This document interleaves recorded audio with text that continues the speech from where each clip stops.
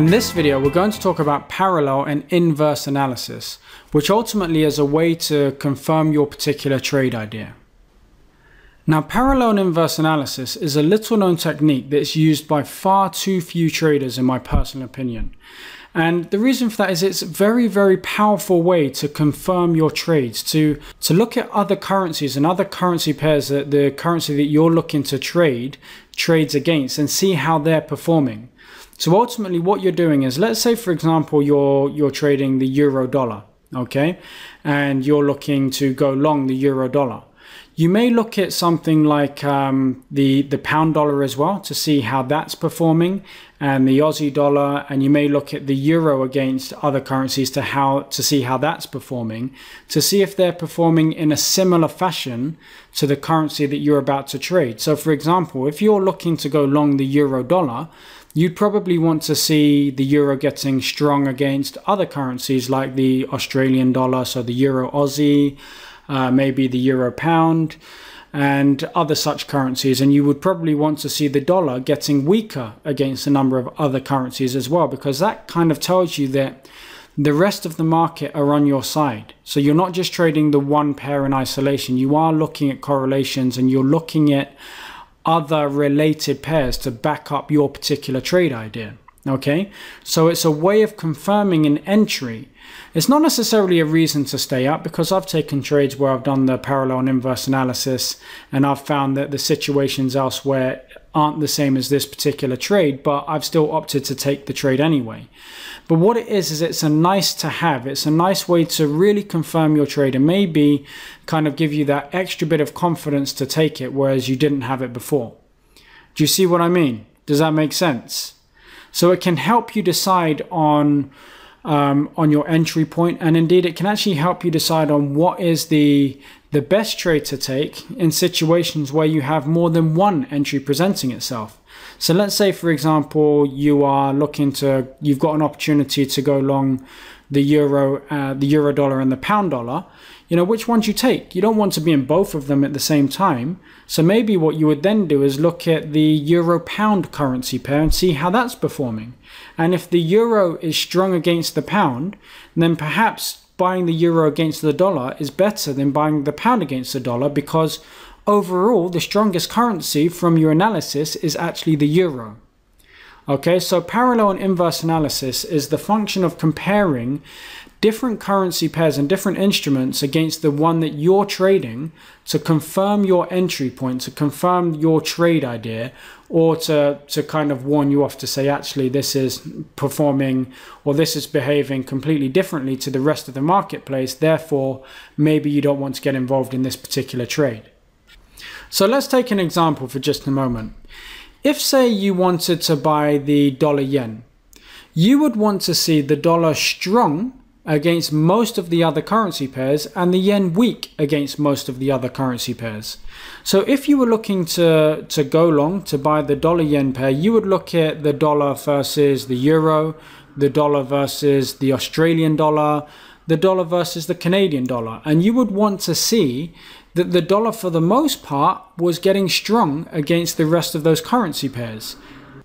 You would then look at the yen, the JPY, against other currency pairs, and you would want to see that that was getting weak against most of the other currency pairs. So maybe you look at the Aussie yen or the euro yen or the pound yen or whatever it is, but ultimately you would want to see the yen getting weak against most of the other pairs that it trades against, and you would want to see the dollar getting strong against most of the other pairs that it trades against. And then you would be able to confirm your particular buying signal and your buying opportunity, and you'd say, yep, you know what, this makes sense because the dollar's getting strong against everything and the yen's getting weak against everything. Okay, and by the same token, if you were looking to sell, you would want to see that the dollar was getting weak against everything and the yen was getting strong against, well, I say everything, but most other pairs. So if you were looking to sell, you would want to see the dollar getting weak against the euro, the dollar getting weak against the Aussie, the dollar getting weak against a number of other pairs.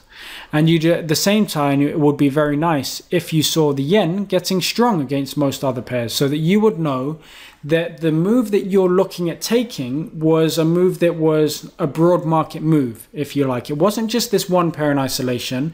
It was the whole market pushing these two pairs in their respective directions, and hence gives your trade a much better chance of success.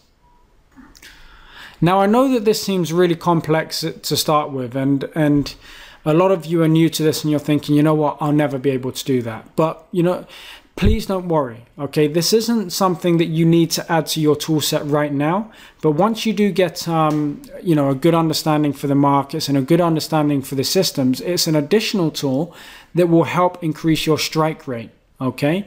So please don't worry if you're saying this is way too complicated for me or anything like that. Is what I'm showing you here is a nice to have. It's a very, very powerful tool once you get your head around it. And as I said, there are far too few rookie or new traders that use this, but you know, it is one that can come later. Once you understand the rest of the systems and all of that kind of good stuff, then you can come back to this and you can look at the module again and you can try to understand it a little bit better. So don't worry yourself just yet if it's not completely sinking in.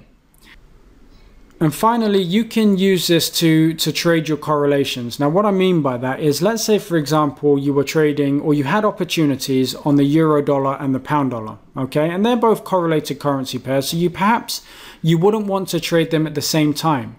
So you could use your parallel and inverse analysis to decide which one would be the better one to trade. So if we were looking to go long the euro dollar and the pound dollar at the same time, it would probably make sense to look at the euro pound pair to see which was strongest and take the trade accordingly.